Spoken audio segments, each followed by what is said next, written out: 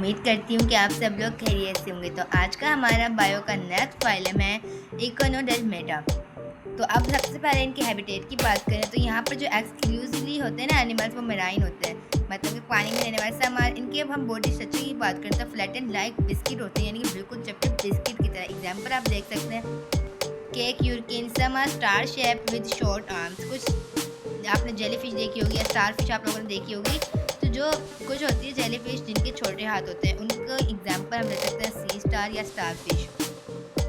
Some are globular, इसकी example है sea urchin. Some are star shape with long arm. ऊपर हमने छोटे हाथ वालों की बात करती है, यहाँ पे बड़े आर्म, ब्रिटल स्टार्स।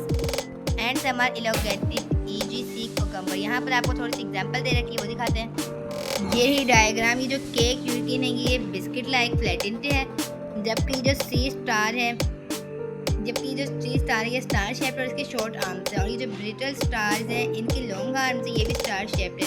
अब आप यहाँ पे देख सकते हैं सी कोकम्बर जो है ये हमारे पास एलोगेंटेड है, और ये जो सी यूरकिन है ये आपके पास ग्लोबुलर शेप में है। तो आप लोग समझ सकते हैं इससे कि ये शेप कैसी कैसी होती है, मैंने आपको एक्सप्लेन कर दिया। अब हम इनकी बॉडी अरेंजमेंट की बात करते हैं। They are triploblastic. इनके पास 3 लेयर्स होती हैं, endoderm, ectoderm and mesoderm. Deuterostome coelomates, यानी कि जो सिलोम रखते हैं उनको हम सिलोमेट्स कहते हैं। और सिलोम हमारे पास कैविटी होती है, यानी कि जिनकी बॉडी में कैविटी पाई जाए उनको हम सिलोमेट्स कहते हैं। और ड्यूट्रोस्टोम्स यानी ऐसे ऑर्गेनिज्म जिनकी बॉडी में एनएस की डेवलपमेंट पहले हो और माउस की डेवलपमेंट बाद में हो एनएस से। तो देयर लार्वा आर बाइलैटरली सिमेट्रिकल।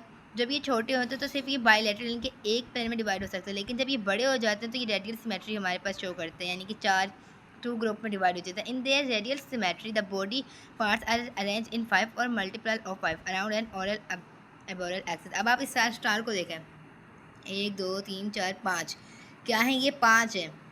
या तो उनके जो पार्ट्स होंगे ना वो 5 होंगे, ये 5 के मल्टीपल्स होंगे, यानी कि 10 15 20 25 एंड सो ऑन ऐसे।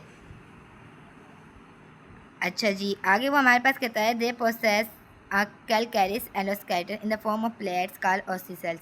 वो कहता है जो इनका एंडोस्केलेटन पाया जाता है, यानी कि अंदरूनी तौर पर इनका स्केलेटन होता है। और कैलकैरियस यानी कि कैल्शियम कार्बोनेट होता है, जिसको हम ऑसिलेट्स कहते हैं। वो प्लेट्स की शक्ल में होता है, ओसिसेल्स कहते हैं उनको हम। This plates are derived from mesoderm but come out of skin, also makes pins on the skin. They have water vascular system consisting of tubes and space present in the coelom. इनके पास water vascular system होते हैं, यानी कि ये पानी को jobs कर लेते हैं अपने अंदर। Ring canal surround the mouth, it opens outside through a sieve like plate called मेड्रियोपोराइट।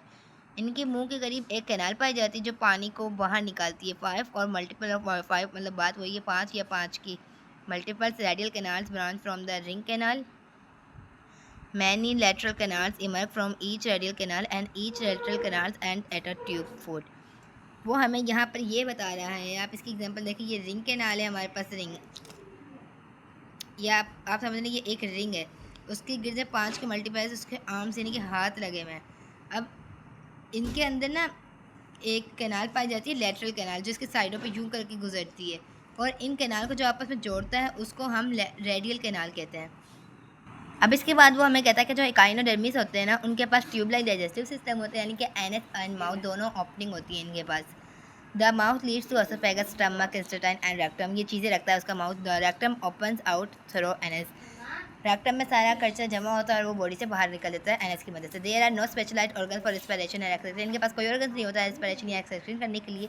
They possess a poorly developed nervous system. इनके पास बहुत ही कम डेवलप्ड नर्वस सिस्टम पाया जाता है। Net at a nerve ring and 5 or 5 multiple radial nerves. Most sensory receptors are distributed over the surface of the body and tube feet. As sexual reproduction involves division of the body followed by the regeneration of each half, echinoderms are unisexual. Unisexual का मतलब होता है कि उनके अंदर mail और female के sex अलग अलग पाए जाए। आप ये देखें, आपने पढ़ा होगा, अगर इसका हम एक हाफ काट दें यहाँ से, ये वाला हिस्सा अलग हो जाए तो ये रीजनरेट करके दोबारा ये वाला हिस्सा बना देता है। और ये जो हिस्सा होता है ना, ये वाला जो अलग हो जाता है, ये पूरा स्ट्रक्चर ये करके दोबारा बनाती है, यानी कि अगर ये कट हो जाए यहाँ से तो ये 2 ऑर्गेनिज्म को दोबारा रीजनरेट कर सकता है।